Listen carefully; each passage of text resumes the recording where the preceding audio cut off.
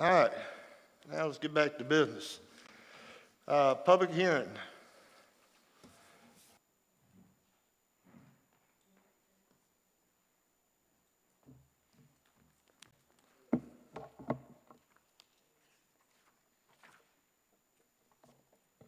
I'd like to keep it down to 2 minutes.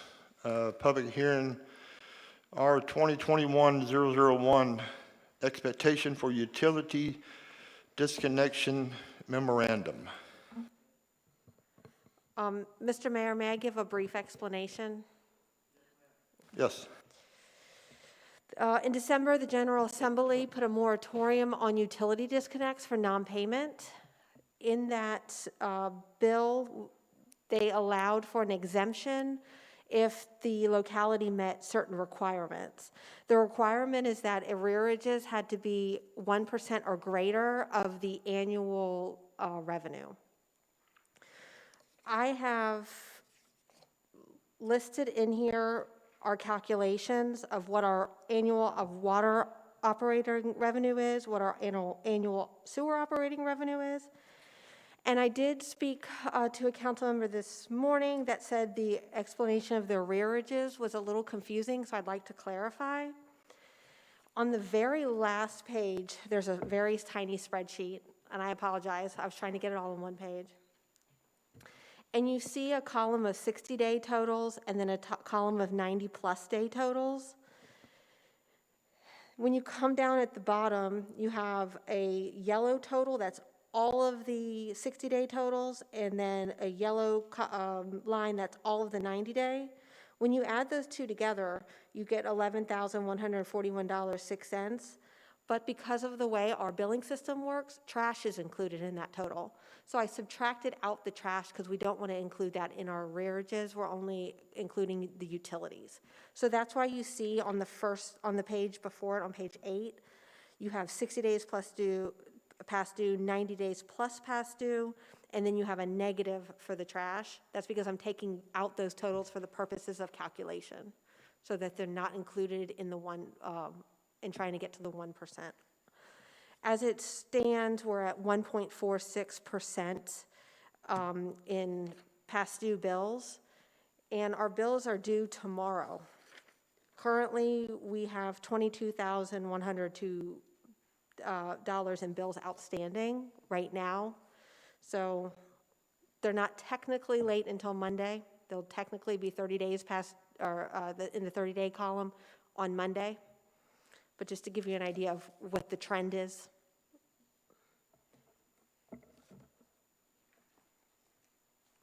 Melissa, would you hand me one of them agendas that are on the seats out there? What I got here is not right.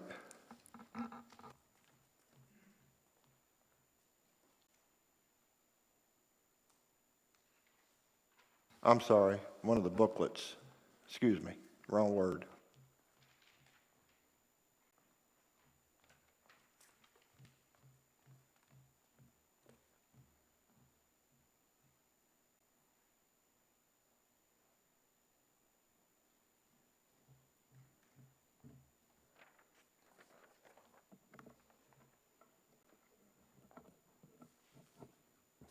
All right, need to open up public hearing. Declare open here, public hearing open. Do we have anybody for public hearing for R 2021-001? Exposition for utility disconnection moratorium. First call. Second call. Third call. Close public hearing for R 2021-001. Now we have a public hearing for 2021-001 ordinance updated 301 tax district partials. Melissa, you want to explain that one?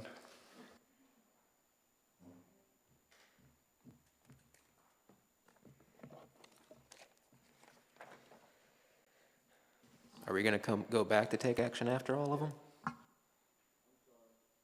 Do you want to discuss and take action on the first one? We'll come back after this, and I already opened it up. Okay.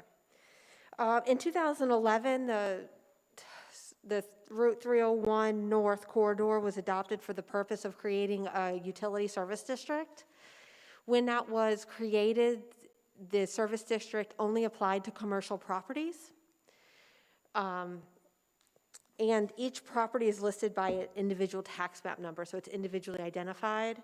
What this ordinance does is update the parcel numbers to include one parcel that went from being residential to commercial, and that is 43 Double Circle A 48.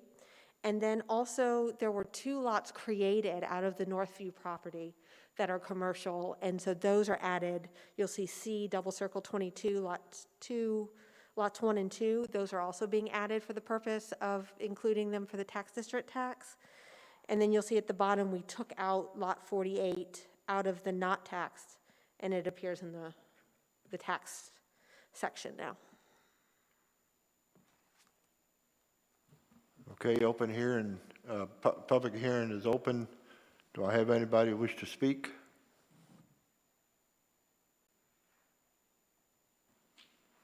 Second call, anybody wish to speak?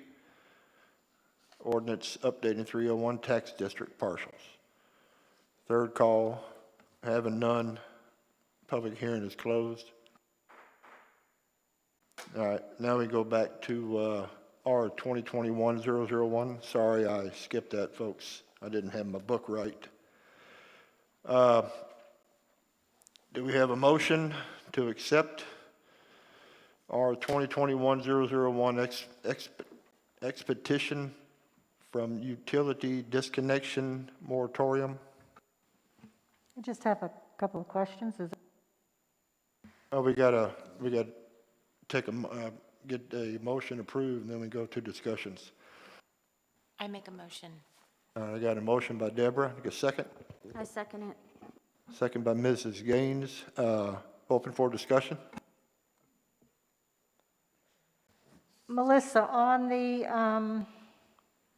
where it says customers that have arranged payment plans would not be disconnected unless they miss payment arrangement due dates,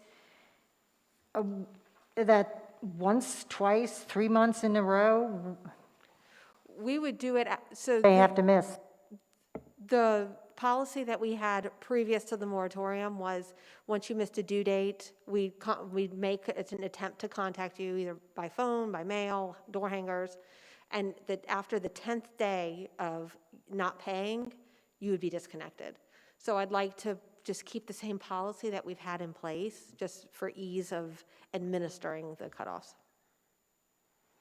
So the people that have not paid, we don't know basically what their hardship is. Are they just irresponsible and not answering phone calls?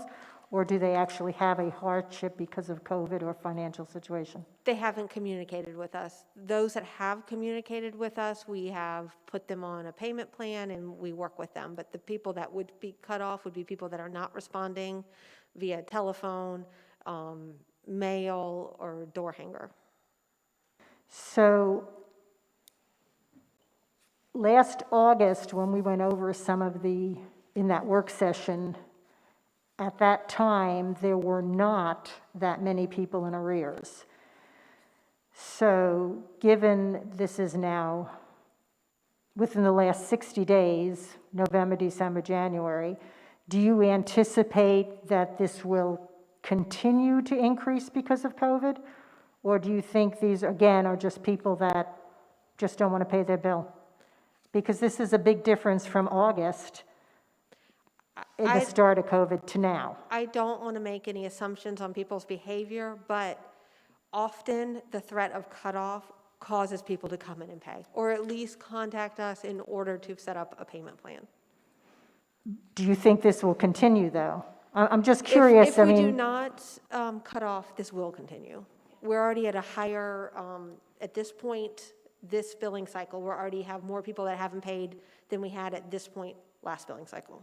Yeah, and I don't mean to interrupt, but Melissa, didn't you tell us at our work session that you had at least one person that said, I know they can't do anything, basically, and Yes. they just chose not to even try to pay a penny on their water bill?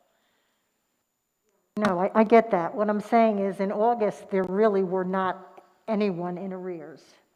Correct, because we would cut them off and then they would be forced to pay in order to get water turned back on. So this is a large increase in 3 months. Yes. So what I'm saying is this increase because COVID-related, or? This increase is because we haven't just- been able to cut anyone off.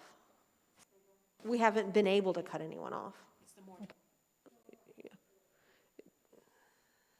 Now, this is, if I'm corrected, is this the same one that Caroline County, the referendum, the resolution that they adapted? Yes, I modeled ours after theirs and adjusted Okay. it slightly. All right. I got some discussion in regards to this, if that's fine. I guess looking at these numbers and the literature that's here, what's the process? If we do go ahead with this resolution and then we cut them off, are they going to be required to pay a portion of the bill, or are they going to be required to pay the bill in full? Is there a disconnect fee? I don't see where that's stated in here. And then, I guess, can we get an answer for that portion of it? Yes. If that's in here? Yes, so we would set up a payment plan. Once they got disconnected and they contact us and say, I need to be reconnected, we would set up a payment plan with them that worked. We can do it from anywhere from 6 months to 24 months, depending on what their finances are like. And we would work with them to make sure we would ask that they paid monthly, even though that we bill bi-monthly, just to keep on top of it, because we don't want people to get behind. 60 days is a long time. So we would ask that they paid monthly some portion of the bill, and we would keep up with that. But they would be turned on immediately upon their first payment. Understood. And are there any ordinances, county or town, that would cause the residents that we cut off to be condemned if they do not pay the bill, where they don't have working water or sewer? We could contact the county building inspector and let them know that they didn't have any running water. In the past, when I have contacted them, I contact them and let them know. I don't know what the follow-up is on that. I don't know how they proceed from there. But the town doesn't have any way to do that. Understood. And I see the numbers here, they were 10,000. You said if they do not pay the bills that are due tomorrow, that number will increase to roughly 22,000, so it almost Yes. doubles? Correct. Okay, thank you. Anybody else? Yeah, I definitely have a few words and thoughts. Okay, yeah, well, first to get to some of the things that Valerie was saying, now that this has come before us, it gives us all the more onus that we have to take action, because if we do nothing, it's now even more publicly known. Like, I could go home and not pay my bill if, according to this, I can't get shut off, so why would I pay mine? That said, it is nice that we have in here that they are going to see the applications through for the COVID relief, because that's separate from this whole thing.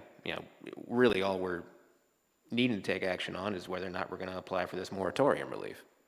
And that's just yes or no. And when it comes to that, that's state coming in and saying that we as a town can no longer do the cutoffs. So anything that we can do to kind of get back a little more control over our own locality, I'm going to be completely in agreement with.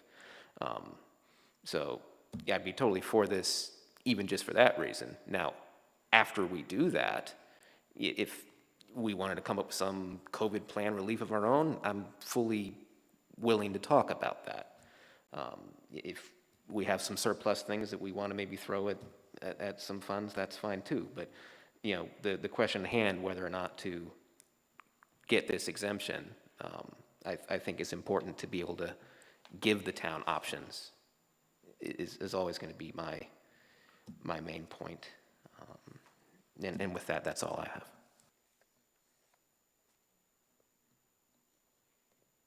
All right. Anybody else? Just one quickie. Are we guaranteed to get that exemption at 1.46%? I'm not sure I understand the question. So you have to be over 1% to get a waiver? Yes. You're at we're at 1.46. Are we guaranteed to get that waiver? I would ask Andrea to weigh in, but my understanding is so long as you take action, then we waive it. But I would ask Andrea if we need to actually go to the state and present the information, and they have to grant the waiver. That's what I thought. No? No, Yeah, she said no, you don't need to get the waiver, or no, you will not get it?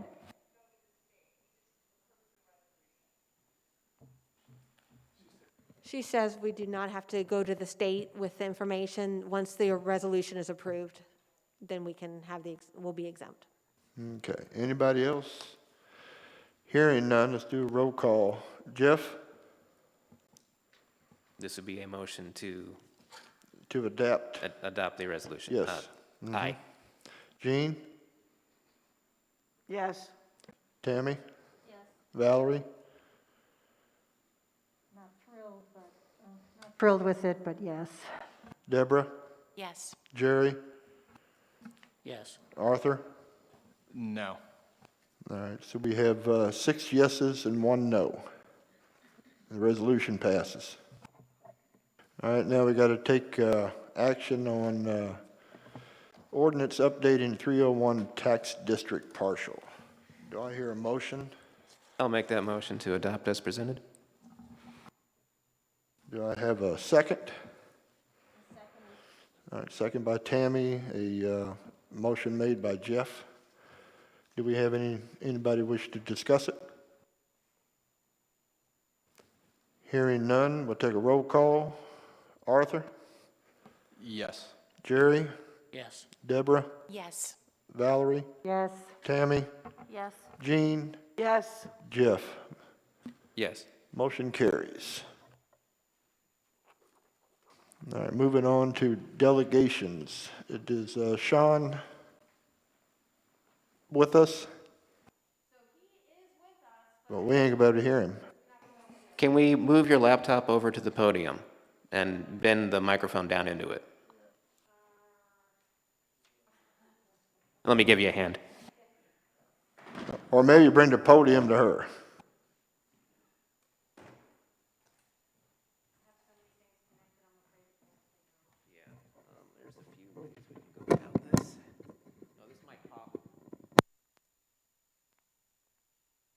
Just bear with us, folks. This is a new system and still trying to work the bugs out on it. Technology always has something.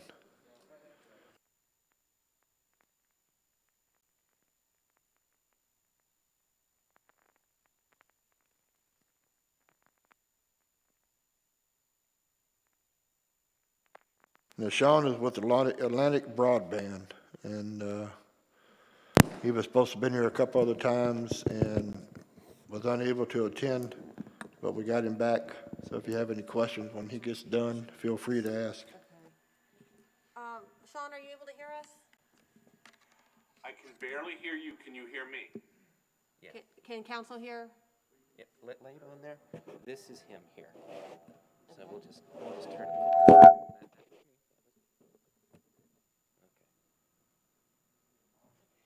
Yeah, we'll try that. And it's that volume if you need to. Okay. Yeah. Can you hear me now? Hello, Sean. Thanks for coming. How you doing? I'm doing great, thank you. I'm going to take a guess and say that if I share my screen with a brief presentation, you're only going to see it on about an 11-inch laptop. Is that correct? No, we have you on a projector and some 50-inch TVs.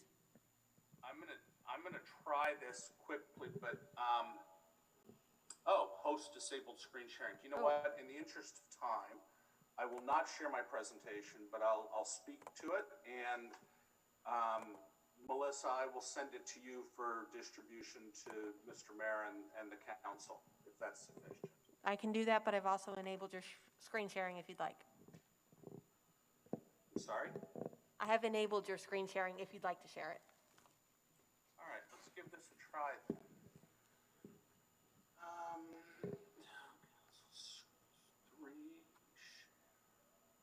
Let me know if you can see that. Yes, we can. Yes. Excellent, okay. Mayor Gaines, council members, guests, citizens of Bowling Green, thank you for having me back. I would like to open by apologizing for being about 2 months late for this meeting. I had intentions of being there at your December meeting and unfortunately had a unplanned cardiac event that held me out, but I'm pleased to say that all things are well and I'm thrilled to be back in the saddle. The substance of this review has changed dramatically and frankly in the last 2 months since December. And so, you know, I think you'll find that while certainly we have a long way to go, almost a year removed from the onset of COVID, I think we've made some really excellent strides, and particularly in your community. So with that said, I'll jump right in on a couple of really key high points that we've been working through, and then maybe bear down a little bit more on some more significant ones. Many of you will be familiar with the public funding initiatives, CARES Act initiatives, and BADI initiatives. Caroline County has been very active in working to secure funding through CARES Act and the governor's office. In fact, $56,000 of CARES Act funding has been allocated to about a half a dozen homes or so on Newton Road. And BADI awards are going to be announced after February 8th, and the proposals that were submitted amount to roughly, if completely awarded, about 512 homes and businesses would be granted, and at an award level of about $600,000 from the state, and then matched by another $600,000 from Atlantic Broadband. Again, there's more to come on that, and I know it speaks more to Caroline County than to Bowling Green as a whole.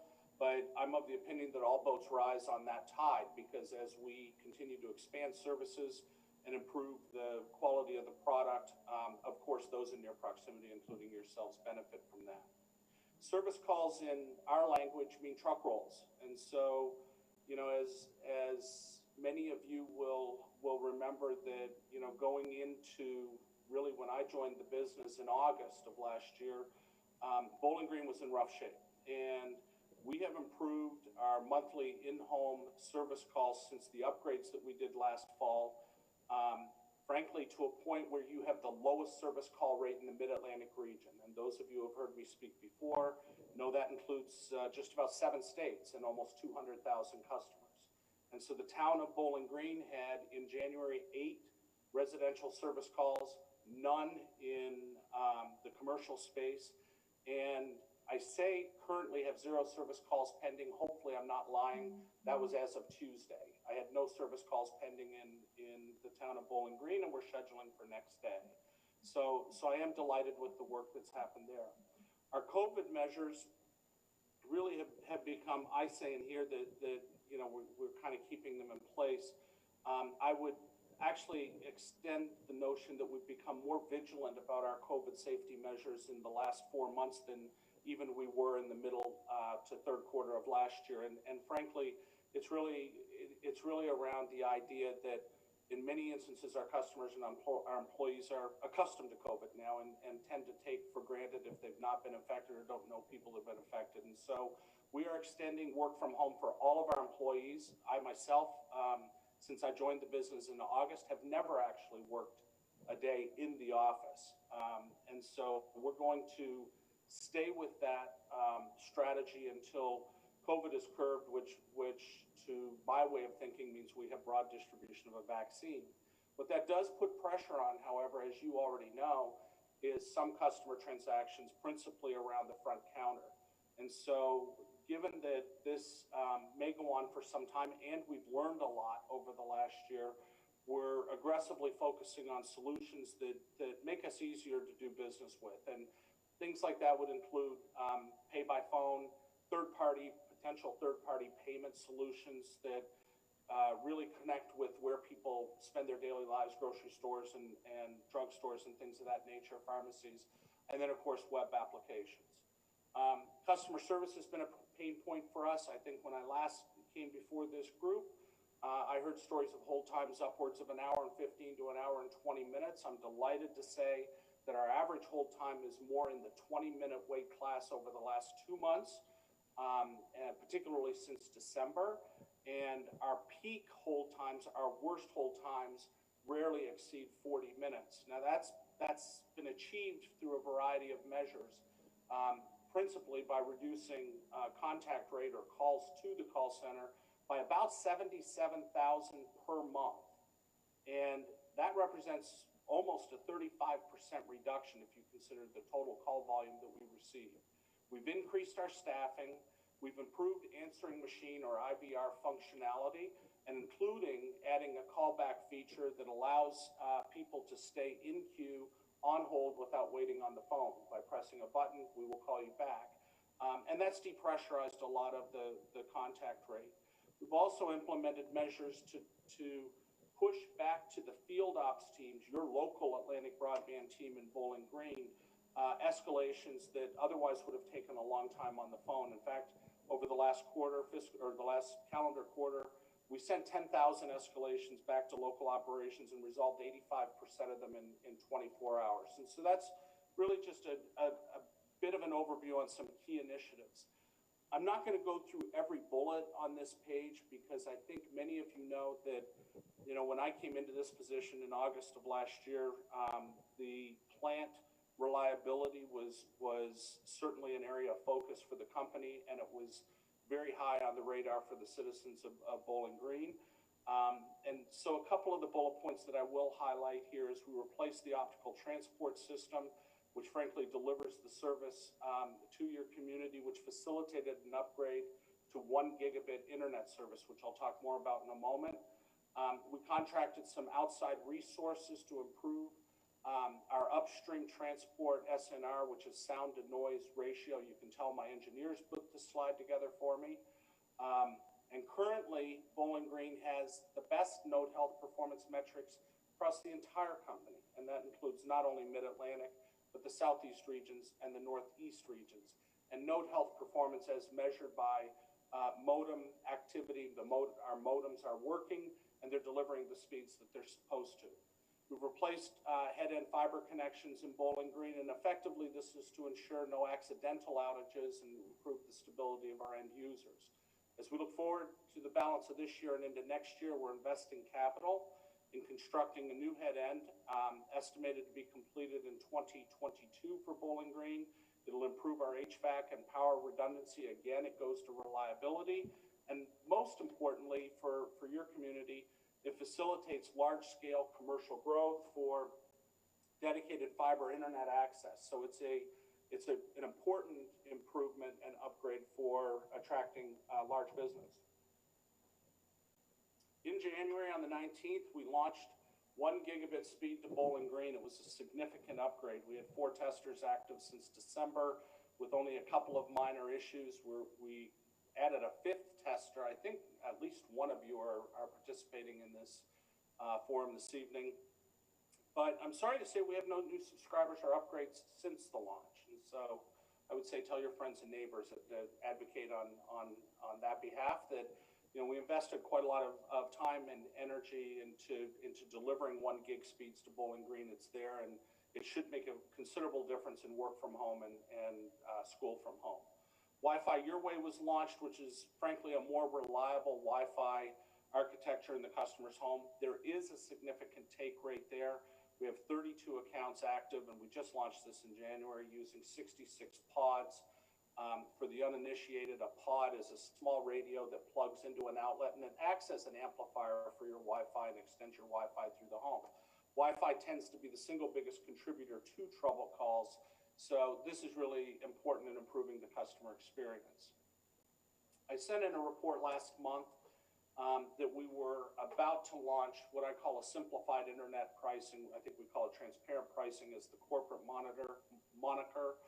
I like to think of it as providing greater choice and control. The green box is the pricing that Bowling Green was accustomed to prior to the 1 gig upgrade and the new pricing. Grandfathered or protected pricing, I'll explain that in a moment. New customers who sign up today will choose from the 5 options on the right side, the new box. And what's really exciting to me about this is we are expanding internet access to low-income homes with an offering that's 15 megabits Clearly not sufficient for, high-capacity streaming or gaming applications, but it does connect you to the internet. It does give you email and web surfing and many fantastic applications for really $9.99 a month. And as I consider competitive alternatives, not really competitive, but other service provider alternatives around Virginia with Cox and Comcast and others, most of those starting points and price points for them are anywhere between $45 and $80 a month. So this is a very important internet expansion effort. We have on the advanced or the 50 megabit speed does not change in price at all. The 100 megabit speed changes a little bit. It shows in the old packages as $79.99, but most people never saw that price point. That was a packaged-only internet solution that was available for multi-product customers. The new 100 megabit is an a la carte option that people can sign up to on their own at $89.99. We introduced, of course, a 400 megabit and a 1 gigabit internet speed at $109 and $129 respectively. A couple of key points here. First of all, our existing customers, the customers that have pricing in the green box on the left side, their packages do not change. We're not force migrating anyone to the new internet speeds or the internet pricing. So customers will have to voluntarily, when they change services or do an account review, or new customers when they move in, have an account discussion with our customer service folks, and we will help place them in what's the most appropriate package for them and their families. And then I think and that's pretty much everything that I talked about on that page. I know I went through that very quickly. I spoke quickly, but I think what I'm most excited about for this community is, despite all of the challenges that we've gone through since COVID and continue to expect in what is hopefully the ending final days of COVID, I think Bowling Green and the community and the citizens there, when I consider the plant upgrades we've done, service reliability, and now some of the pricing and packaging changes, are really well positioned for the future. And so with that, I would invite any questions. May I Anybody ask have? a question? By all means. Where can citizens go if they have a question about their bill or need to talk to a person? Where would that be? So there's really two places right now: the website and the phone center. And obviously, as I stated, we've placed great emphasis on improving those experiences, because at the worst of the pandemic, they were just not good experiences, frankly. And we're going to stay that way. We are not going to open front counters until we are on the other side of the pandemic, for safety reasons, both for employees and for customers. In the meantime, however, I am actively, and our teams are actively working with, like I said, third-party folks for cash payments, as an example, banks and grocery stores and so forth. And I'm expecting more to come on that front in the next couple of months. So once the pandemic is over, will there be an office in Bowling Green? I'm not prepared to answer that yet, and I know it sounds like I'm dodging it. There's been a lot of conversation as to, what the future should be for face-to-face transactions, and how we can make doing business easier, create greater choice and control. And so I will say that we've given a lot of thought to trying to improve that. It is financially not a prudent decision to open a front counter for 480 customers.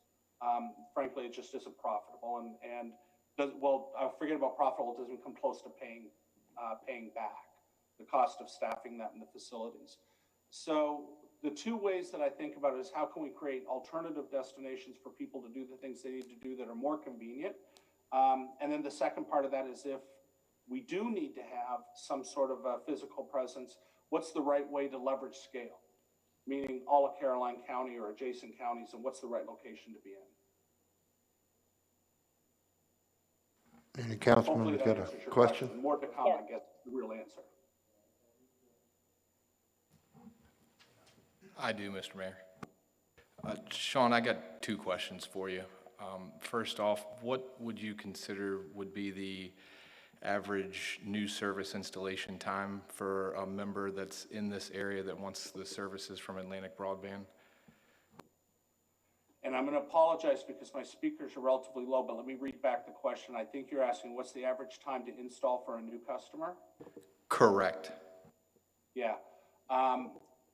I would have to check on that. I think typically, and in your specific area, I would have to check on that, but I have to believe it's within 3 days. Okay, I just, I guess asked the concern. I put in a ticket personally myself for a second location, and it took over 90 days for the service to come active. And I understand that was, We're talking about two different things. You're talking about if we currently have plant to the facility, to the premise versus having to extend plant. yes, sir. Okay. Those are all case by case. We did thousands of new extensions across Maryland, Virginia. I think we did by the end of December. We had a shot clock on us in order for those counties to recoup federal CARES Act funding. And frankly, it consumed all of our construction resources. That pressure has subsided somewhat because while those CARES funding initiatives have certainly expired, new ones have been brought to bear. I'm thinking of some surveys that we've done recently. Typically, they've been about 30 days. I do know some have extended as long as 90, but it's really case by case. If it is a drop that goes, and by a drop, I mean we can drop a line from our existing plant to the home, typically 100 yards or a couple hundred yards, we can get that done in a couple of weeks. But if we have to extend 1,000 yards of plant and add electronics to the plant, the challenge that we're running into is the entire industry has unprecedented demand for that hardware, and our suppliers are pretty much 90 days out. So whether we're talking about nodes, amplifiers, or electronics. Understood, thank you. Anybody else have anything? Sean, did you take a look at this letter from Mr. Day, and have that been resolved? I don't know that he received a copy of this letter. It was sent to town council. I'm going to have Melissa email you that letter. It's one of our concerned citizens is having a problem with some of his services, and maybe you could probably point him in the right direction or get somebody on it for him. I sincerely apologize. I really didn't hear hardly any of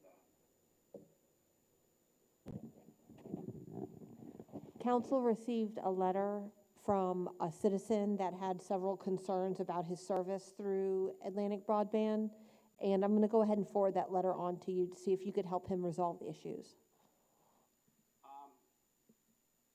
If I heard it correctly, council's received a letter from a citizen that has the same concerns with Atlantic Broadband, and you're looking for where to direct that? Yes, Okay, Melissa, would you send that to me, please? I will do. Thank you so much. Melissa, he's, the outbound for them on Zoom, it's all going through that camera, so you could like talk towards that camera. Oh yeah, I did have a question as well. This is going back to the physical location. Now, my recollection is that the next closest one was the one in Perkins Corner, King George. That one, the customer side was also shut down. I do believe that they were conducting like, the background behind the scene business in the rest of the building. As far as customer interaction at that location, is that also completely on the back burner, waiting some decisions for you guys? Yeah, yes, sir. Every location in Virginia is closed. So King George, Bowling Green, Saluda, and you'll have to forgive me, they were closed before I even got here, and so I probably am missing some. But I can't overstate this enough. Our entire workforce, our technicians, our managers, our supervisors are all work from home, including customer service. They haven't even gone into the office. Yeah, that was my understanding. I guess you're just kind of coming to the same conclusions that a lot of companies are, and maybe reorganizing everything. Sean, thank you for being here, and I'm glad your health is getting a lot better. I just have an odd question. I'm assuming that you're increasing all the internet service for streaming services. What do you anticipate is going to be the ratio of your streaming versus traditional cable? Oh, boy. So I'm not, I mean, this is a bad answer for you. I'm not privy at all to, I haven't seen anything. None of the field teams have seen anything about what our packaging roadmap and pricing roadmap, frankly, the whole product roadmap for streaming services for Atlantic Broadband.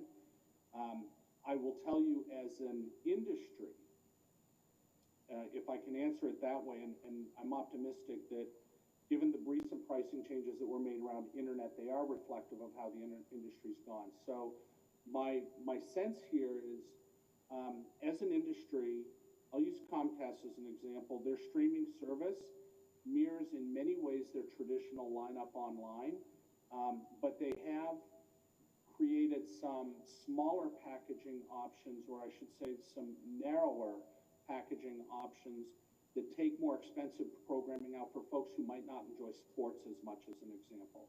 And it allows them to have greater control over how much they spend because it's the highest priced content.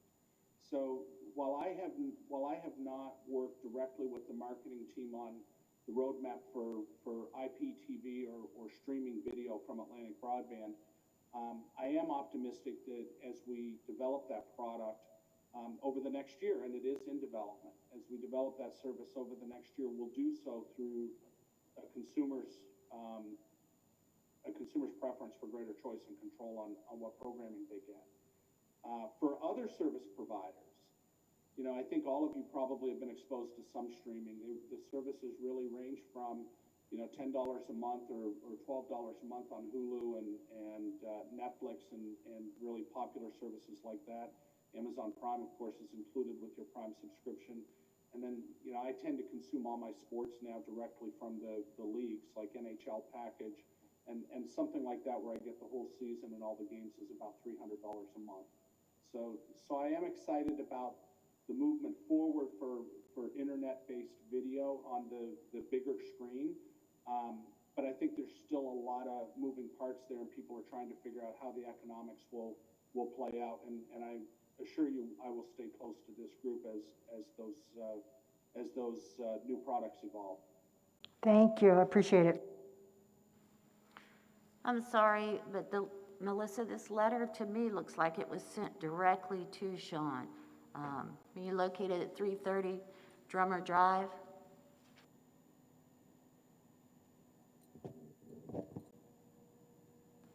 I'm sorry, was that a question for me? I could not hear that.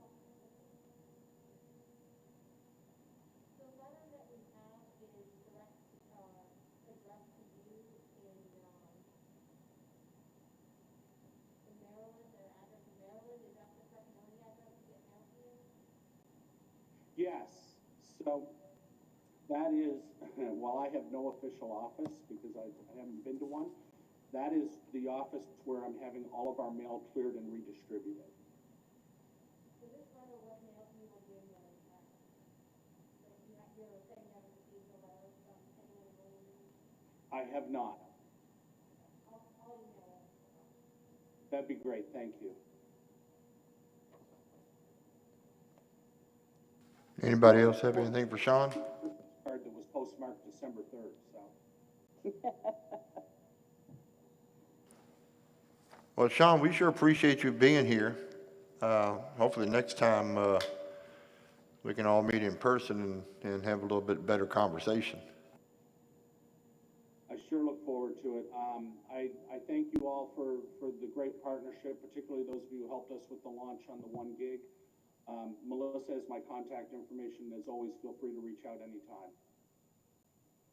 Yeah, well, it's nice to see, especially on the 50 megabyte upload, because streaming, you got to have close to that if you want to do any good streaming of videos. So that's very good. Thank you. You bet. All right, moving on. Mr. Mayor, Yes. can we take a short break to try to resolve the audio, please? All right, we'll take about a 5-10 minute break, y'all. Let's see what we can do about this. Thank you.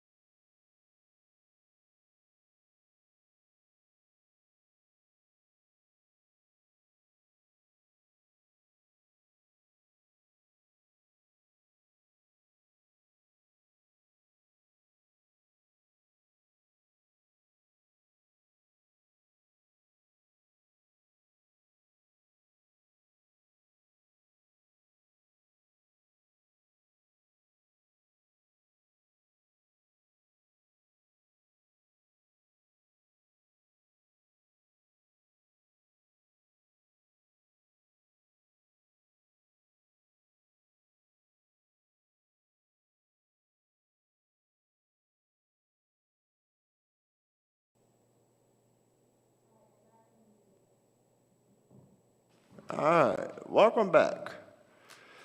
I think we got our situation handled. Sorry for the technical difficulty and delay. I'd like to open up public comments at this time. Keep your comments to 3 minutes. Do we have anybody who would like to speak at public comments? If you do, please come up, state your name and your address.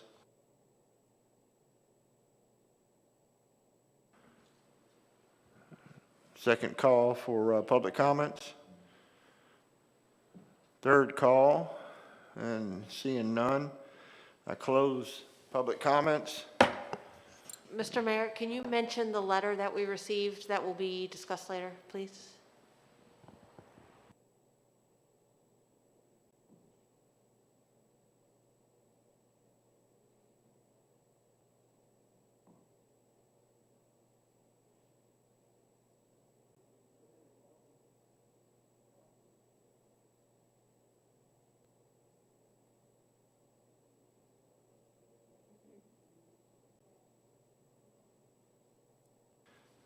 We have a letter that was sent into council from Greg and Barbara LaGrassi in referencing to speeding on North Main Street.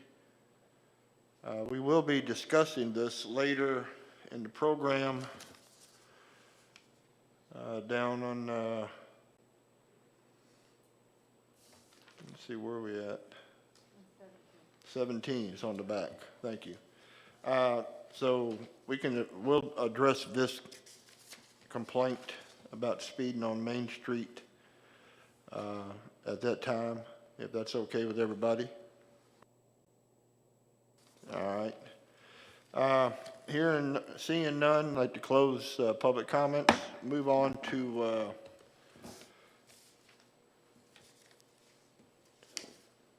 moving on to staff reports.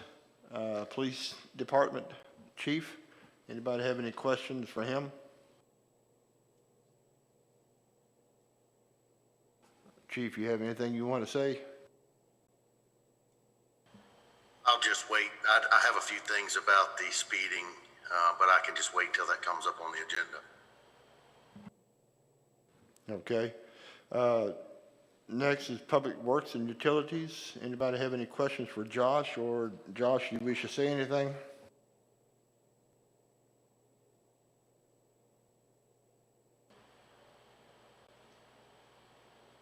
All right. Hearing none. Events and Economic Development, Joe Elsa. Any questions for her? Or Joe Elsa, you want to speak?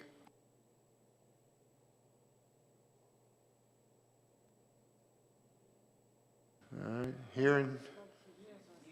Are you talking, Joe Elsa? Yeah, raise your hand, yes or no.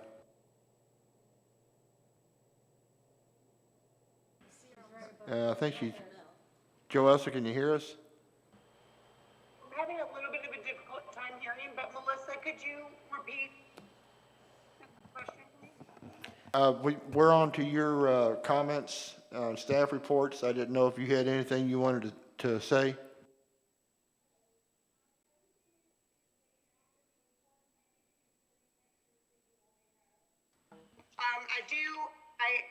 There is an action item on the last page of my report,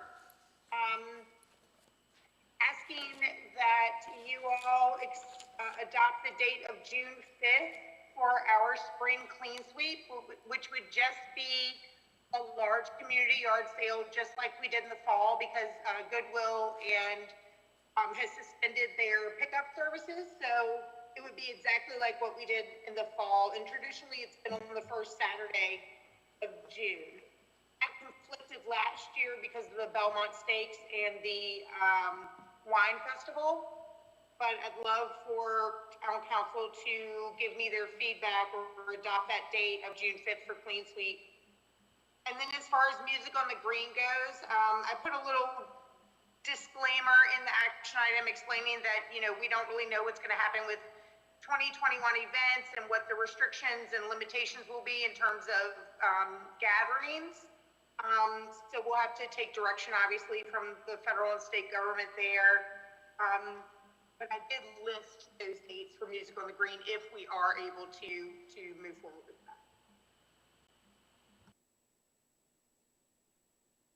that. Okay.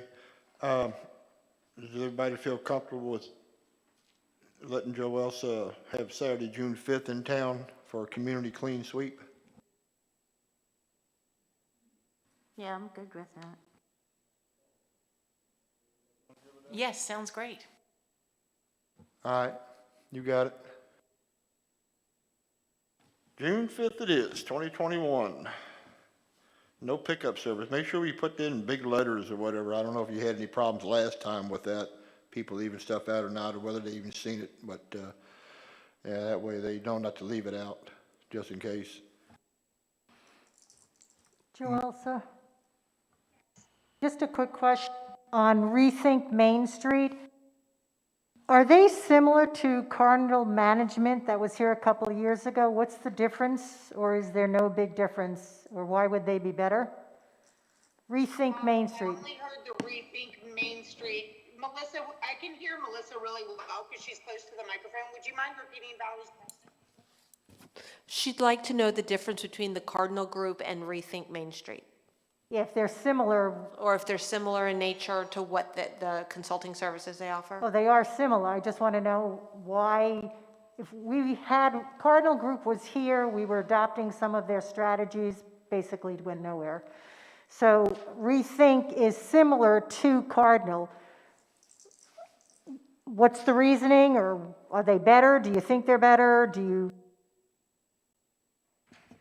Rethink Main Street is a private company that has reached out to me for the Economic Development Authority to talk about services that they offer. And as far as my research has gone, and I'm meeting with the principal of Rethink Main Street next week, it's my understanding that they're kind of a turnkey service that can help with marketing, with design and production of marketing materials for small towns like ours or municipalities like ours. And so ultimately, I'm just meeting with this person next week to determine if it makes sense to work with them on some of the marketing for the Route 301 corridor initiatives that I've talked with you all about with the mayor. Great, thank you. Joe Elsa, I got one thing to bring up. Under VDOT, I knew this came across when we were on the planning commission, and some of the stuff that was on that smart scale project, it was just concerning on behalf of like the public safety response for police and fire. What was tacked into that was shutting down crossovers that would stop individuals from turning into the town, and then also the response for emergency vehicles. So I know that you sent an email out about that project and it was moving forward for some aspects of it. I just want to make sure that those crossover closures were not tacked in with that, and if we can make sure of that moving forward. Arthur, if I'm correct, your concern is 301, correct? Well, when it came to the planning commission, under that, there was multiple recommendations that they had for us, and I see that some of it, I guess, was approved through them, with like the sidewalks and, marking for pedestrian crosswalks and bike paths. What was concerning was the shutting down of certain crossovers that they were recommending to us, and they put that in there. So with this moving forward, I just want to make sure that those crossovers are not getting shut down for public safety reasons, and also attracting, individuals turning into the town. There is no proposal to shut down any crosswalks with the smart scale application, only to improve on existing ones and maybe even add some. But there is no indication of any shutting down any of the crosswalks. These are crossovers on 301 where you turn into the town. And like one of them was Courthouse right here at the end. They were going to shut down Courthouse Lane so that we couldn't make a left out of Courthouse Lane onto 301. And we were against that on the planning commission, because if we had an emergency response out towards the business district, essentially what they were proposing was to go all the way down to where the 207-301 crossover is, and then make a U-turn, so it would delay emergency responses. I wasn't extremely involved in the smart scale application when it was being developed and when the transportation ban was being worked on. But I do know that it was a strong collaboration between the George Washington Regional Commission and the Planning Commission, which at that time was being represented by our town manager. So I can only say that any concerns that the Planning Commission may have had with regard to crossovers and fire and rescue and access and that sort of thing would have certainly been addressed at that time. But like I said, there's no indication, at least from my paperwork that I had, that anything's going to be shut down. If I can interrupt for a second, because I remember we discussed this. I think we got a listing of what was being done back in August or September, and those were not included. So there was paperwork on that as well. Melissa, you might have something, but just to confirm that, but I think we're safe. Anybody else? All right, thank you, Joelsa. Town, Application needed to be submitted. The town was under a very strict deadline for submitting that. We were in between, we were in transition in terms of management at the town. And so I basically took what the George Washington Regional Commission had worked with the Planning Commission on, and with Reese, and worked with Mike Fincham and our VDOT project engineer to submit that application as it was after, and I'm sure that it went through several revisions before it was submitted.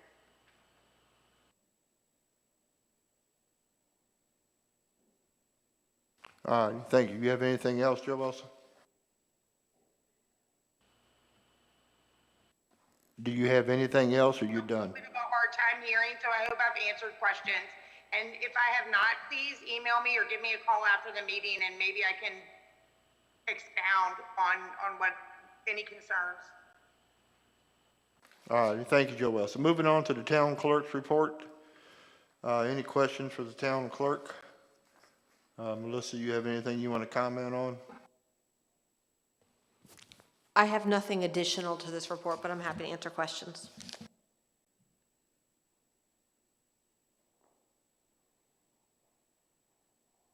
All right, hearing none, we move on to the consent agendas.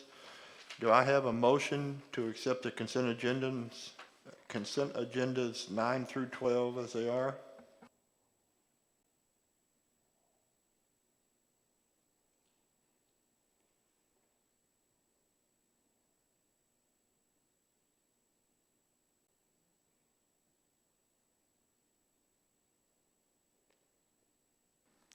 So, yeah.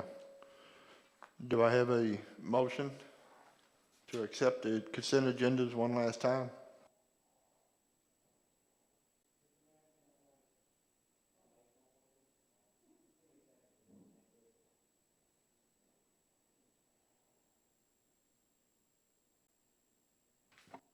Oh, this one works.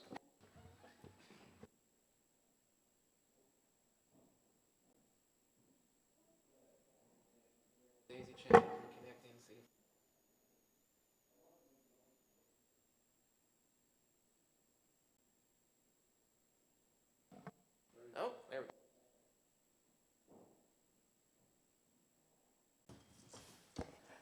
go. I move to accept the consent agenda as presented.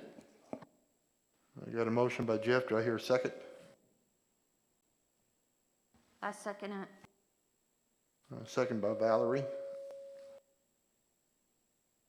All in favor, say aye. All right, moving on. Unfinished business. Reschedule work session for proposed admin restructure. Yes, there was a glitch in terms of the compliance with the Freedom of Information Act. And so, is there a date in the next couple of weeks that would be convenient for council to get together and redo that work session?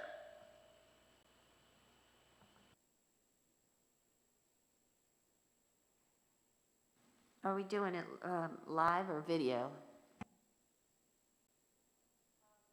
A combination of both, so whatever is your preference.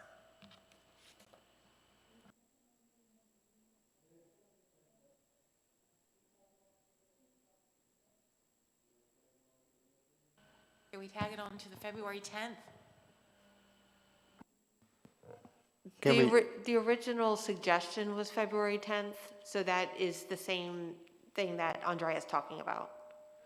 Okay. That was the suggested date and time, if that works for everyone. 10th is good for me. Yes. 7 PM. Should we start earlier if it's two things? I thought that it was only one item. Misunderstanding on my part, sorry.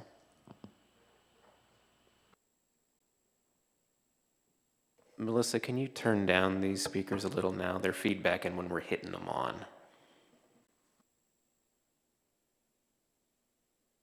So in here, there is on February 10, a work session for restructuring. Can we just make it the same day? That is the same meeting. There was a confusion. Andrea's talking about this item, so it is one thing.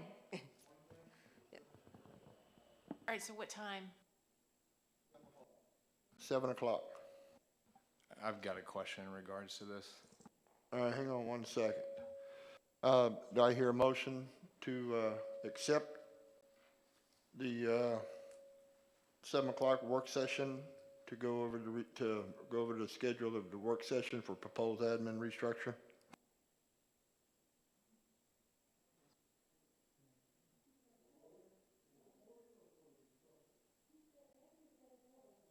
She said FOIA.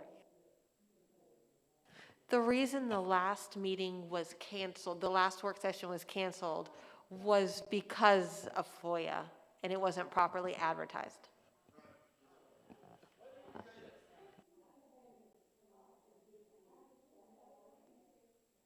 Andrea, would the appropriate action just be to make a motion to have the meeting on the 10th at 7 o'clock?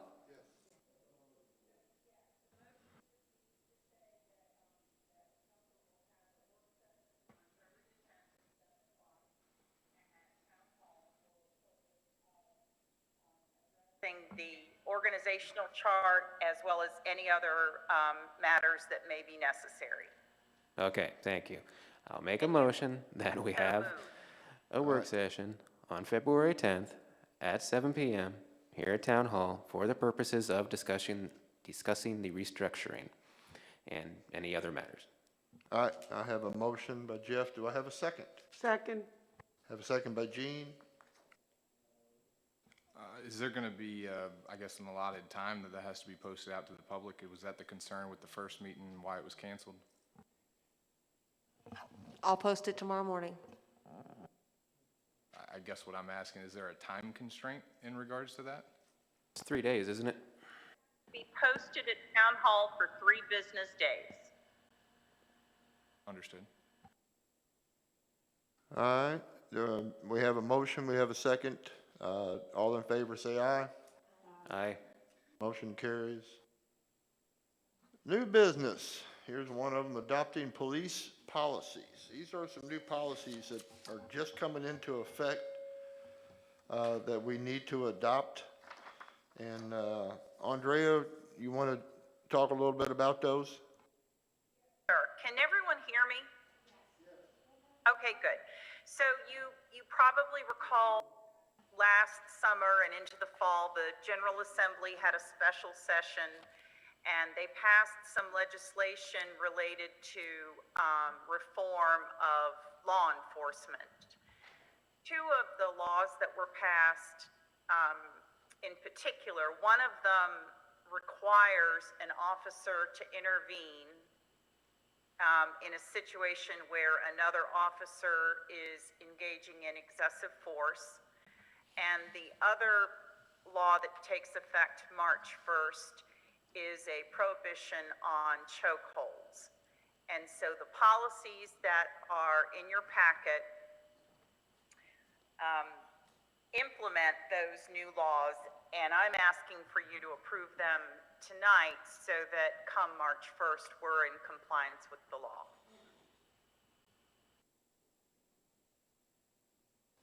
All right, do I hear a motion to accept the new legislation passed required that law enforcement update the following police policies: 2-06, response to resistance, and 210, duty to intervene. I so move. All right, I got I second it. and a second by Deborah. Jean first, second by Deborah. Any questions? This looks like another one of those compliance ones we don't have much choice over anyway. All right, all in favor say aye. Aye. Aye. Motion carries.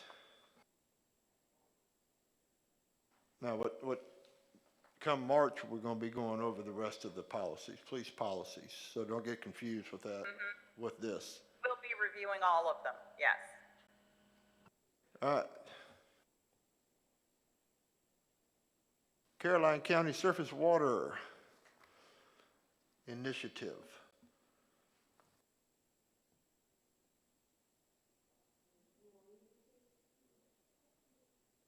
Oh, this is the one on drawing of the water. All right. What this is we had talked about this last year, and it was a lot of miscommunications about it, not understanding.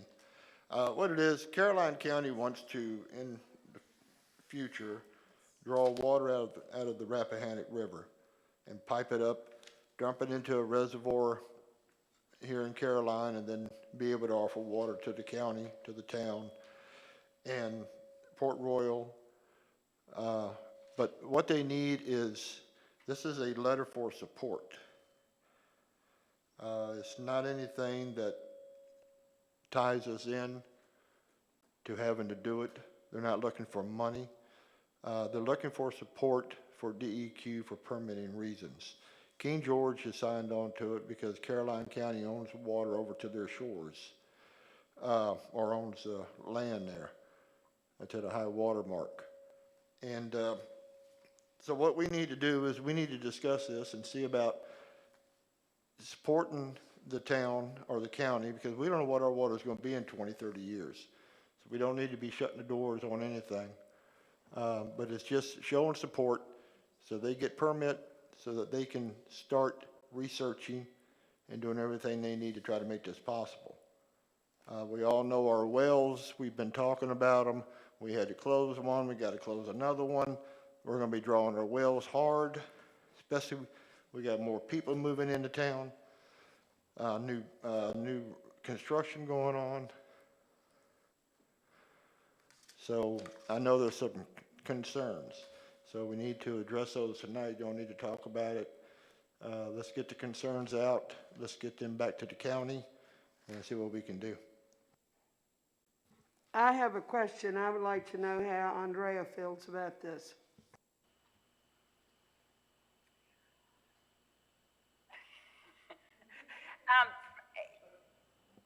I am the town attorney, and so my role is to give you legal advice.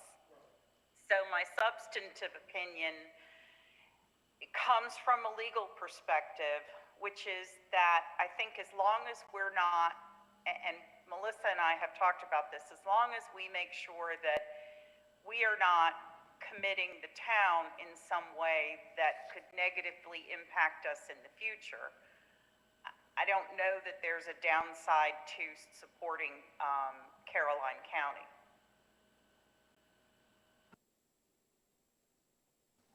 Now, Melissa and I was talking, and she was saying that DEQ was looking at it as a way of, once we sign on as support, that DEQ takes it as a that were signing on for help or to sign up for the project, to sign on for water. So we need to do something, if that's the case, if that's the way DEQ looks at it, then we just need to, because I think King George did the same thing, put something in there stating that, yeah, we're signing on to support this, but we're not signing on for monetary value. We're not signing on for, yes, we're going to commit to doing this. If we can do that and that flies, then I think, we need to do it. Because like I said, we don't know what's going to happen in 20, 30 years. I have a few things to add. Okay. I was there at the King George meetings, and yes, they had those same exact questions. They ran their letter through their legal, and they basically more or less, I guess you could say, weakened the language a little bit to come across as less binding. But it is true, like, this point, there's no, this is more of an intent, not an application or anything. One of the ways that this would help Bowling Green and the county, by having more people support it, you end up in overall like requesting a larger number. So like, I'll use small numbers here. So like if Caroline wanted to ask for 50,000 gallons, okay, we'll just say it like that. Well, they would go with King George to look at their stuff, and then if King George wants to get on with them, then they say, okay, let's ask DEQ for 75 for the permit. If Bowling Green's interested, okay, we'll ask them for 90. And then if those ones are not interested, then they'll drop that number down. But it's always easier when you're going to ask for one of these permits to ask for a larger number to begin with, because you don't know what they're going to come back with. Likewise, they're doing this now, starting this now. Now's the time to try to get on that. And I think we all know DEQ has been repeatedly saying they want everybody to get away from groundwater sources. And we don't have a whole lot of other options other than the Rappahannock, unless we want to go and, everybody be going to Food Line and buying up a bunch of Aquafina or something. We did talk about this at the utility meeting the other day, before it was coming up here, and we had some good discussion there. I know that, we should be asking Josh, some of his opinions. I'm sure he has some considerations, so don't forget about him.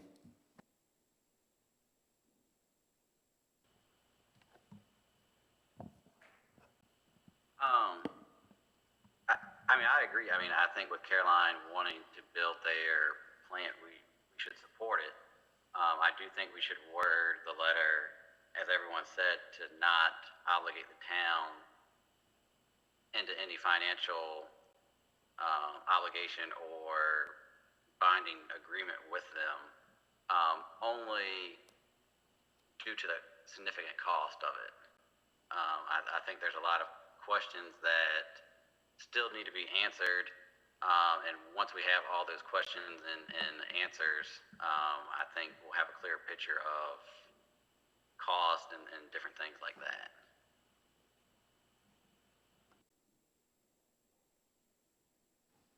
All right, so would I be correct in saying we table this thing and bring it back with some different literature as far as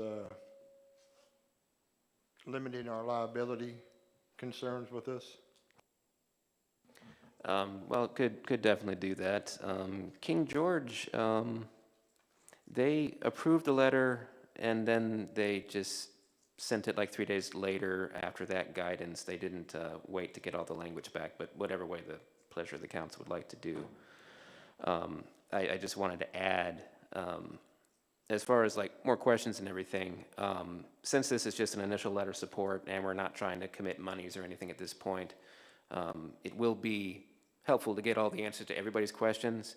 And then later on, when things do get more down the road, because don't forget, this entire process is 10, 15, 20 plus years down the road. It's just trying to set things in motion now to make it easier that 20 years from now. But as we get down that road, we can, ask Joey Schiebel, he can come down here, he can answer all the questions that we'd like, when it's more of the time to do so. But yeah,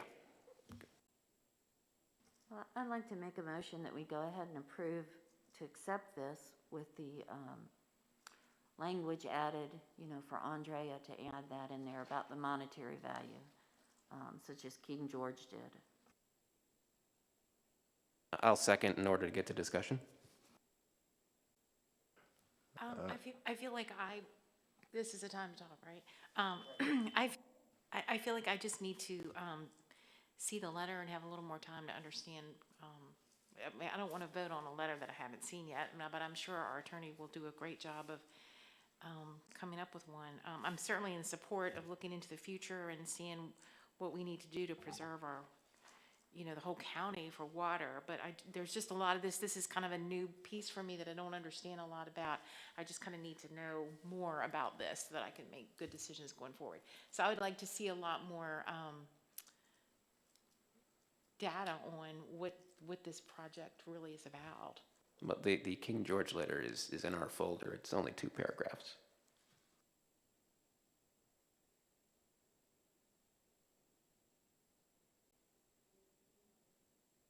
Are you guys saying we're voting on the King George letter?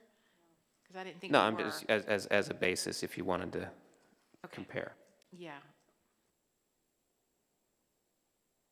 Thank you. Any other discussion?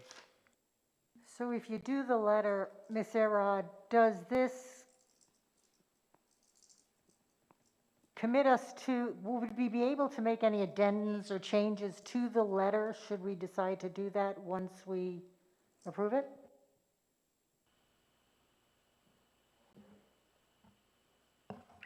Andrea? Can we make changes once we submit the letter? Was that your question? Correct.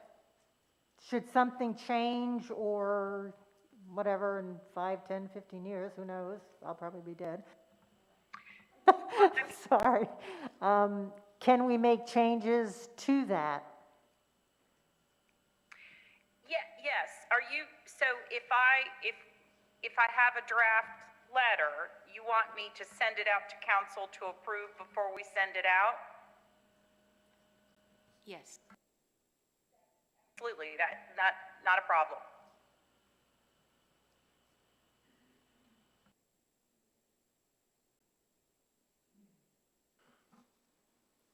All right, so we have a motion, we have a second. If we're done with discussions, So let's clarify the motion. okay. What was your motion again? I make a motion that we approve the letter with the changes recommended by Andrea, and she'll send it out via email for us to approve it. Would you mind changing that to where she will show us the letter for approval before she sends it out? Where Andrea would email us the letter and have each council's approval before she sends it out. Okay, and we had a second by I Jeff. would amend my second to that. Okay, we'll do a roll call. Jeff? Yes. Jean? No. Tammy? Yes. Valerie? I just have a lot of questions.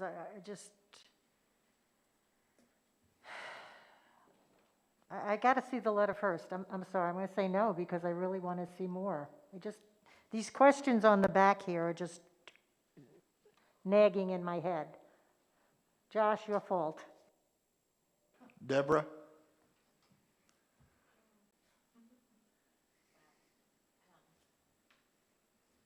I say yes. Jerry? No. Arthur? No. 4 noes, 3 yeses. Motion does not pass. We will,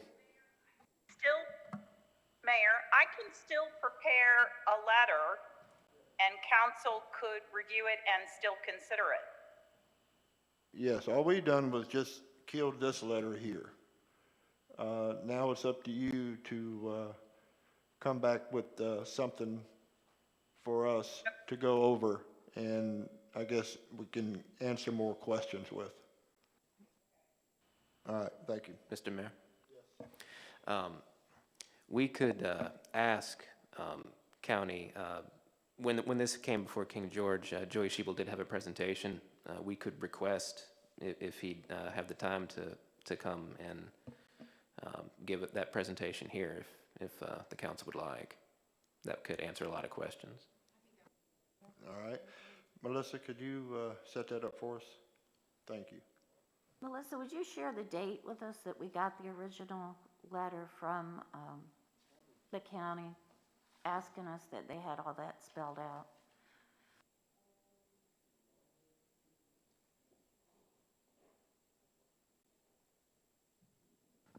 I believe it was in October or November.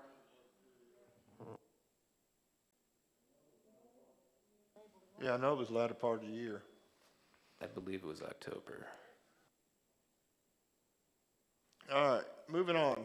Item number 16, Caroline County Emergency Utility Repair Mutual Aid Agreement. Can I interrupt for a second? I'm just confused. We have an action item here for the public hearing, which is not a consent agenda, it's an action item, which needs to be, I think she's talking about page 42. that's for the public hearing for Bernie's, and we passed right by it. But it's listed under the consent agenda, but I don't believe it should be. It's an action item. So am I mistaken? I believe that was an error on my part where you're Okay. saying action item. It was only to schedule the public hearing for next meeting. It wasn't to take any individual I action. gotcha. I Okay. apologize.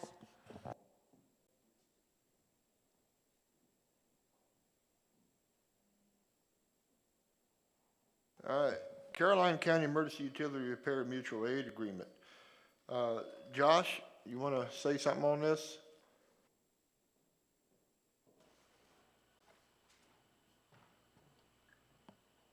So I believe Melissa's included the agreement that I guess was the first back in 2016. Water repairs and sewer repairs and those kind of things that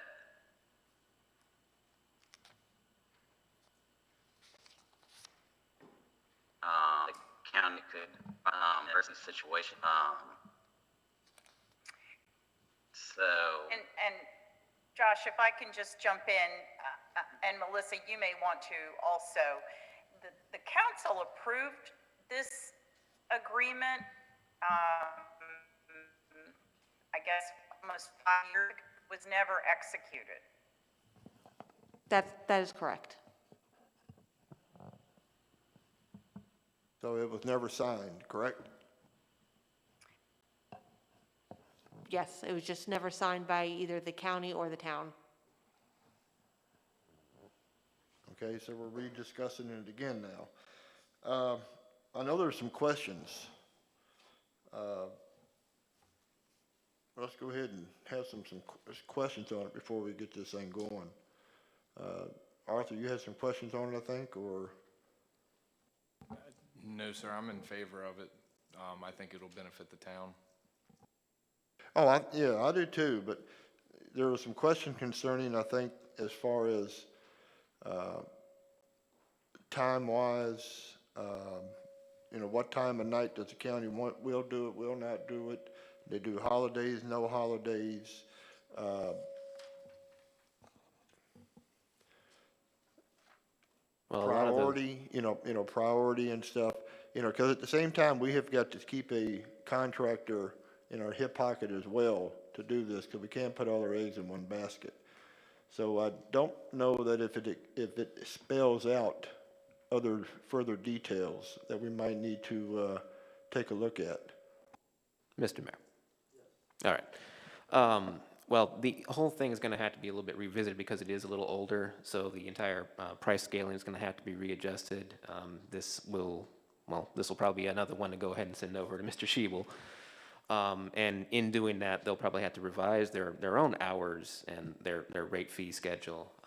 But this is definitely not meant as a replacement for anything. We should keep the current providers we have, and this is an extra number in our pocket that we can call. So yeah, I am gonna be completely in favor of it, but, yeah, it's gonna need some updating and apparently actual follow-through on both sides to make sure we sign it. Well, this here is going to be for Caroline to be one of our primary call-to people for utility repairs.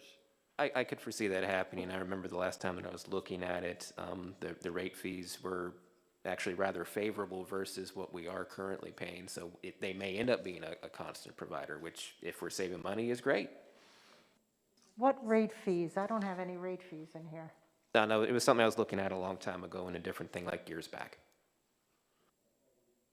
That's why I say we need to get more information on this before we make any further action on it. I agree with it. I mean, you know, as my opinion, because I think it would help the town out. And Joey really showed a really good interest in wanting to help the town out with it.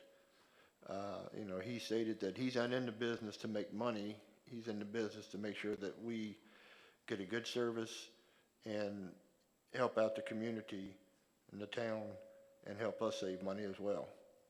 He's not worried about making the money because, you know, they have all the people and all the staff and the machines. Well, I mean, they have to operate and we have to allow them to do that, but yes. So, Andrea, I have a question. Since this was approved by a former town council, it was approved by the Board of Supervisors, but nobody signed it, does that approval become moot and we move on? Or is it valid?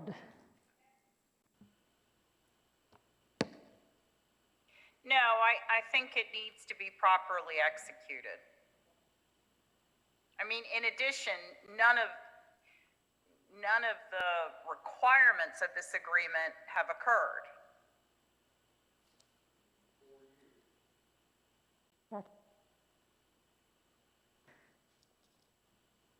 So my only other question then is, I don't have a problem with it the way it is, but I get what Jeff is saying.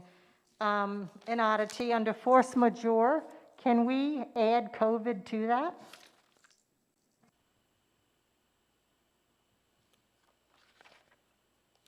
Did you say, can they hold us to that? No, can we add COVID pandemic to force majeure?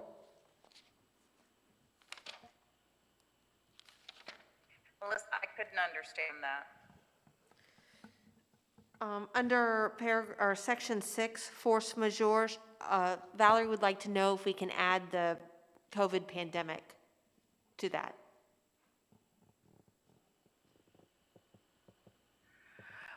Well, yeah, I mean, a force majeure clause, yeah, the pandemic would be something that falls within that.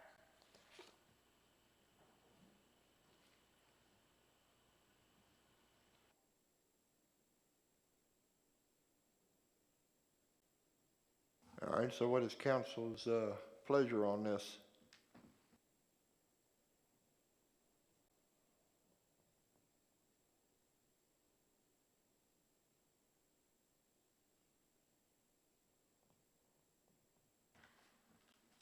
I make a motion that we table it until it gets updated and, does it have to go back before the county for them to send us another one?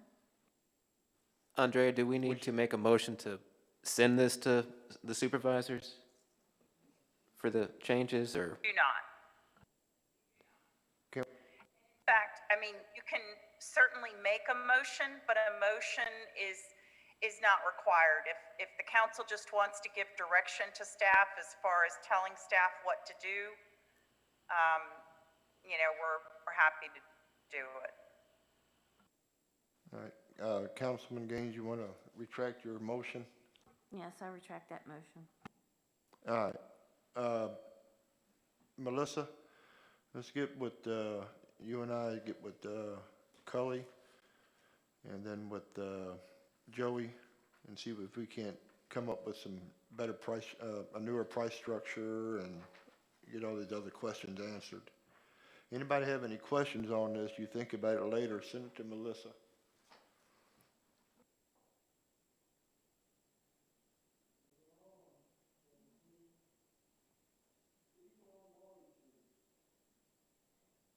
Seventeen, report of council committee, speeding on Maury Street. Is that you, chief?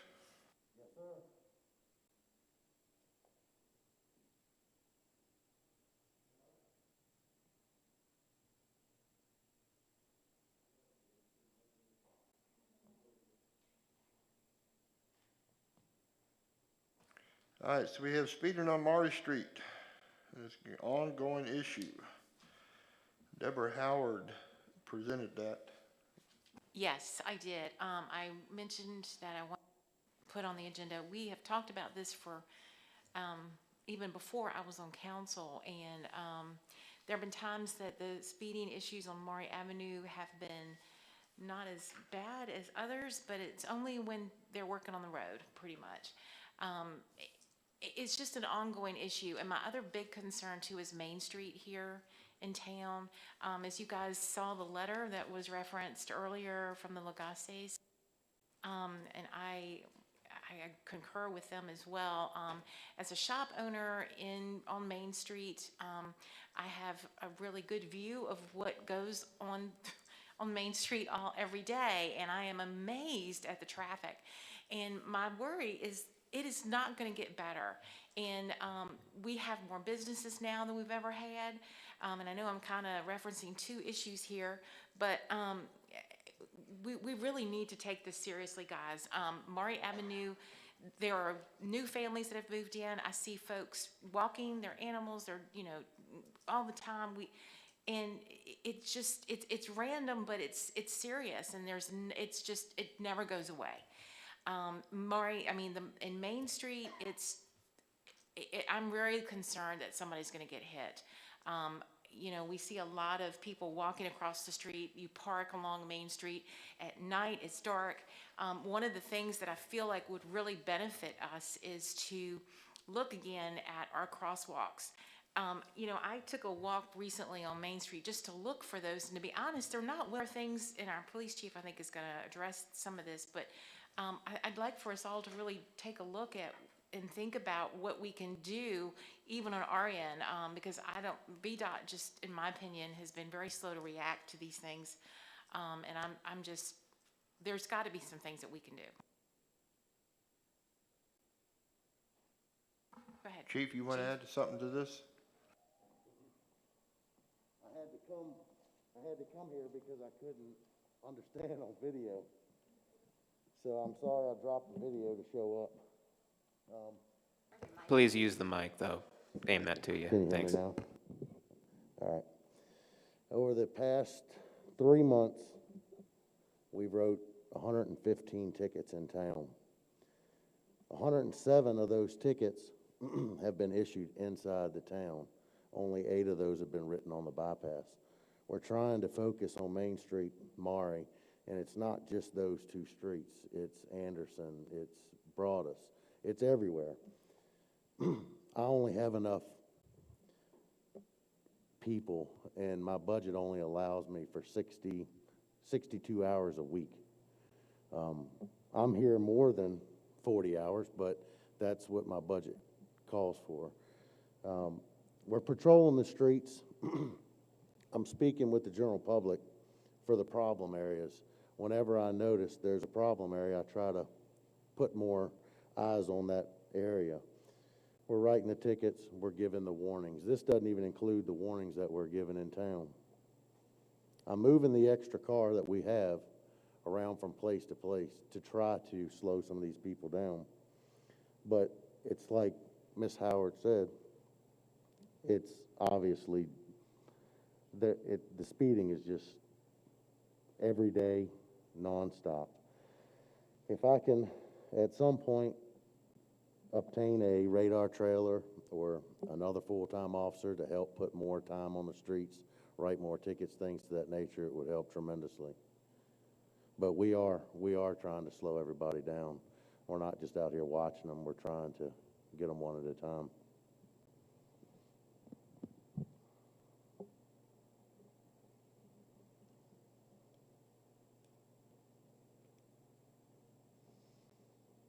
All right, thank you, Chief. You're welcome. Yeah, everybody knows, we've been hearing for years now about speeding in this town. Thank you for staying on top of it the best you can with the help you have and with the many extra hours that you seem to have been putting in. Moving on, Jeff, you're the leader of your committee. You have anything? Well, we talked about those water issues. We talked about some possible improvements to the playground area. We're going to be waiting on some numbers to hear back and maybe have some things to say later on. But mostly it was the water issues and some other public works possible equipment purchases that, again, we're waiting on some numbers for. All right, anybody else have anything they want to say? Mr. Mayor, I think we need to go back to the speeding thing. I feel like I want to hear, I feel like there are things we can do about this. And I know Maury Avenue has been a problem we've been dealing with for years, and that's probably not as easy to resolve.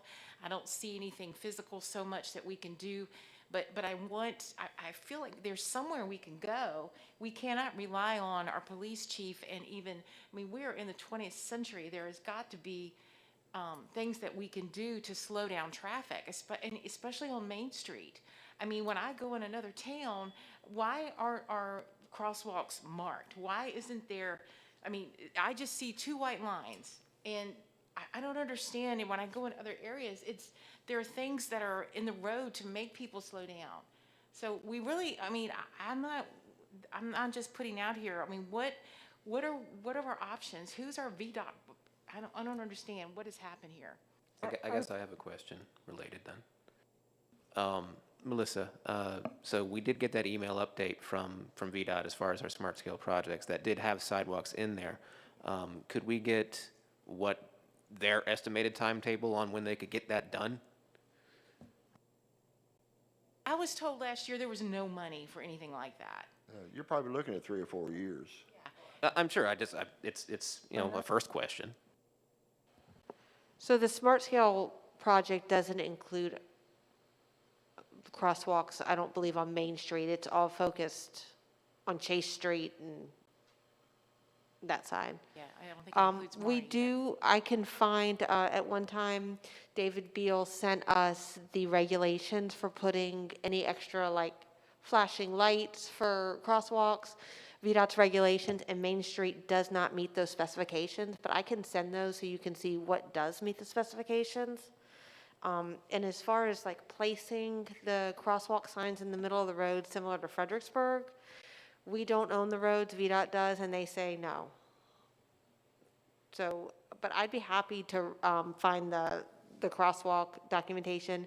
And also we can speak with Kyle Bates, our new resident engineer, and see if we can come up with, he can give us some ideas or solutions.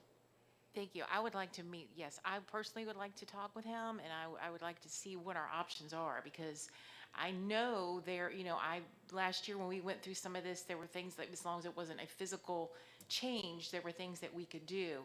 I'm pretty passionate when it comes to people's safety, so I definitely would like that, and I appreciate that, Melissa.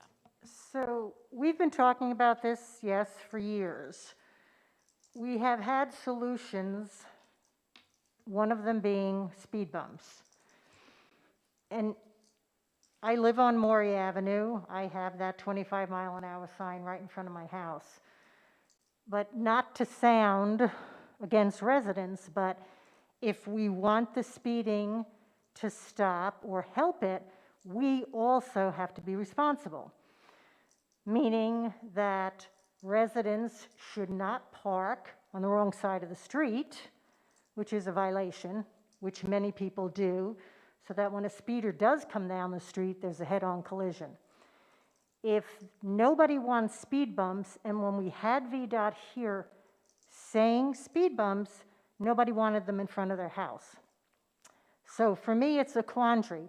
As much as I want all of this to stop before someone gets hurt or killed, at the same time, if the residents don't want speed bumps, if the residents don't want to do A, B, and C, how do we proceed?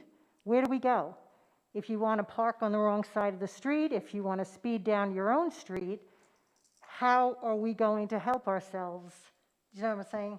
It's like a catch-22. Well, I know there were some pushback on like changing making one of the streets one way. We had presented that, and we had a bunch of citizens here, and they were against that.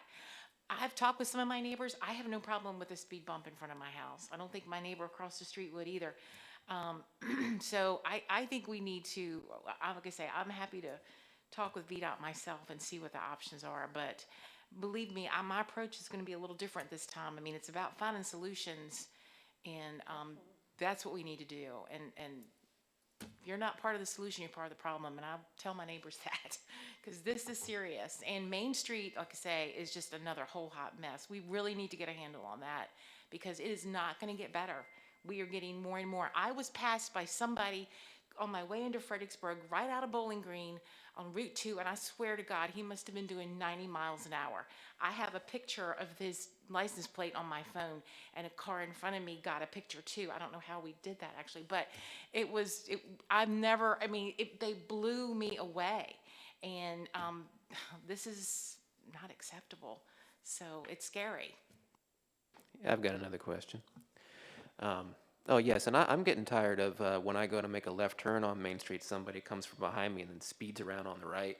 That one really gets, I see that a lot on Main Street. But this is a question for you, Justin. How many of these, what do you say, 115, 117, whatever, how many of them live here? Most of them? I can't give you an accurate number on how many live here without pulling each one. But we have stopped several local people within the county, but a lot of them are out of state, out of town. I'm just curious how much of it is, those that are complaining about the speed, or the people doing it themselves. It is some local residents, but a lot of it, and the majority of it is out of towners. We're a high pass-through area. Okay. I got a couple of things to add, sorry, Mr. Mayor. I have been pushing for that crosswalk on Main Street for a long time, and I would really like to see one come in. There's one down in Montrose, if you all have ever visited tiny town of Montrose. They have a crossing sign there that, you can push the button, and actual cars have to stop. It's activated only when you push it. Also, at our meeting for the utilities, we talked about striping on Main Street for parking, which I think will be helpful. On the speeding issue, now Mark and I have done this several times. The speed limit is 25. I personally don't do 25 through town. It's too fast. Or if I go down Maury, it's too fast. But if you, each and every one of you, get in your car and drive 25 miles per hour down Maury, it'll feel like you're flying. And it probably looks like you're flying. And I know that when we had the radar guns out there, they said there are no speeders, hardly any speeders. It's a perception of your view because the street is narrow. And it really feels, if you all would just do that, get in your car and drive 25 miles an hour down Maury, it actually feels like you're flying. And same down Main Street. I don't know if the speed limits can be reduced, but I think we asked that, and I think that was off the table for some reason or another, but understand. Thank you. I got one comment. Mrs. Howard, I understand being in public safety, and I totally agree that speeding is a concern. Just know that, from us on the fire aspect of it, we've got apparatus that don't even meet the speed limit of posted regulations in the state of Virginia, i.e. 95. So when we get on 95, the posted speed limit's 70, and we've got apparatus that only goes 60 miles per hour. So while it's unfortunate, I think it's something that no matter how much effort and monetary figure you put towards it, it's always going to occur. I mean, the speed limit was increased on 301 and 207 to 60, which I was against because our apparatus don't even run that speed limit. And the ratio of police officers to citizens will always be outweighed by the citizens. So I agree. I mean, I think something needs to happen for the citizens to feel safe in the community, but we've got to, I guess we need to come together and figure what that solution is as a town council to represent those citizens.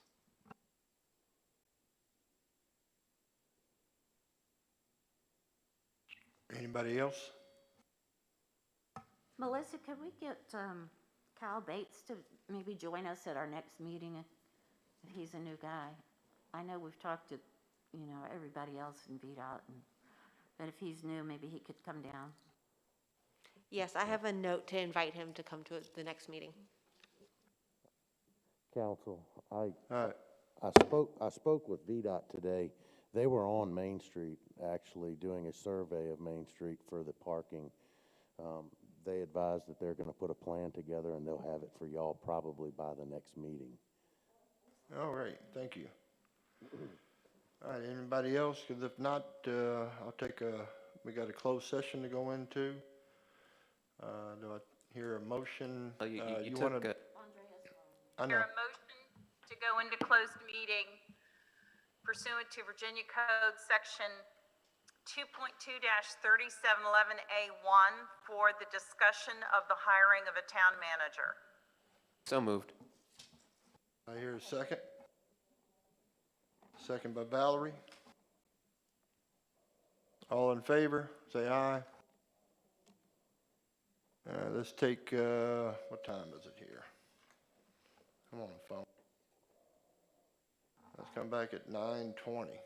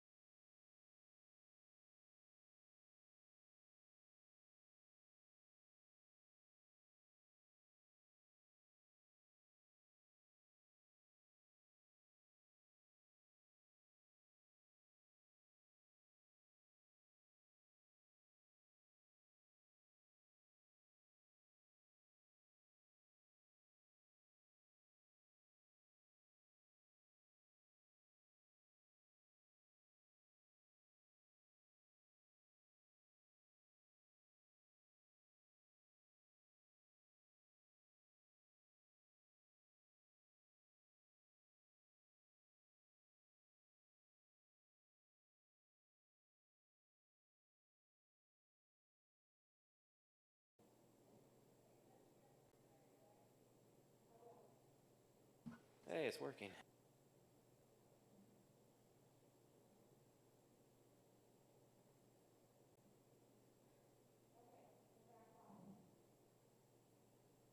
Okay, is there a motion to reconvene in open session and certify that the only matter that was discussed was the matter identified in the motion to go into closed meeting? I so move. Second it. All right, Gene, you certify? Individually so certify. Tammy, certify? I certify. I do certify. I certify. I certify. Are we allowed to abstain? I'll abstain. I'll certify. All in favor? Aye. All right, any nays? All right, we're back in open session.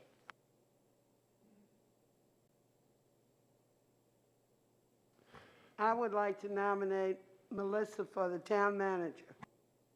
I'll second that. We have a motion on the floor to nominate Melissa, who is the acting town manager, as a permanent town manager by Gene, seconded by Tammy Gaines.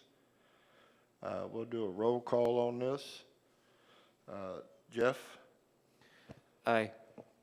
Aye. Aye. Aye. Jerry? Aye. Arthur? I'll abstain. Any reason for abstaining? From previous discussion that we had, I just would prefer to abstain, please. Okay. And the ayes have it. It is 6-1. Melissa, congratulations.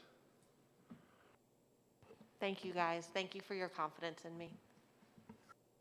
Thank you for your hard work. It really shows. All right, do I have a motion to adjourn? So moved. All right, we got a Second. first by Jeff and a second by Gene. Everybody, please have a good night.